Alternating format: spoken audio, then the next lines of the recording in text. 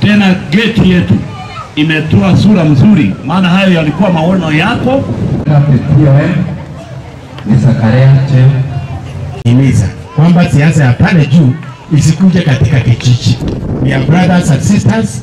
This place is a cosmopolitan area. Tunataka tufanye kazi pamoja, tuishi pamoja kwa undugu, na tuhakikishe kwamba ile maslahi yetu, mahitaji yetu tukiwa raia tumepata kwa njia ya haki, bila kuzozana na bila fujo. So ningependa kuhimiza wananchi, tafadhalini tuishi kwa amani, watu hapa Londiani, watu wa Kikelion East na Kericho County kwa jumla. Ningependa pia kusema kwamba Mheshimiwa Rais ni mtu wa mpango. Yeye ako na mpango mahususi kuhusu taifa letu.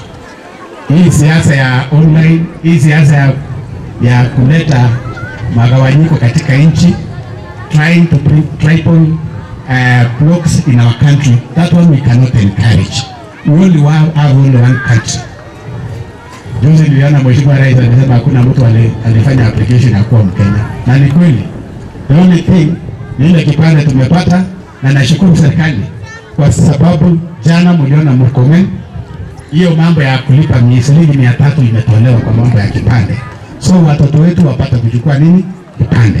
Very soon hapa nimekuja kutafuta mahali tunaweka huduma center. Hapa Londiani tunaweka huduma center. So that hakuna haja ya kwenda tena Kericho kutafuta services za serikali. Mtakuwa mkipata hapo. Very soon tutakuja na PS Pitok aje apate kuja kucommission, alafu tuendelee.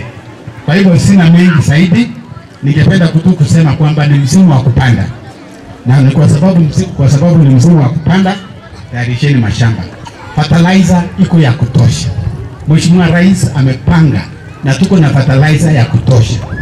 Saa zingine wananchi demand inakuwa kubwa, hiyo ikipungua bado kuna malori zinakuja na fertilizer. Kwa hivyo msikuwe na wasiwasi, zimekuwa subsidized.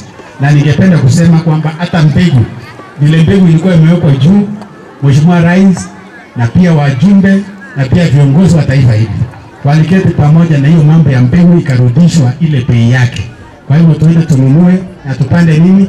Tupande mahindi kwa sababu ni msimu wa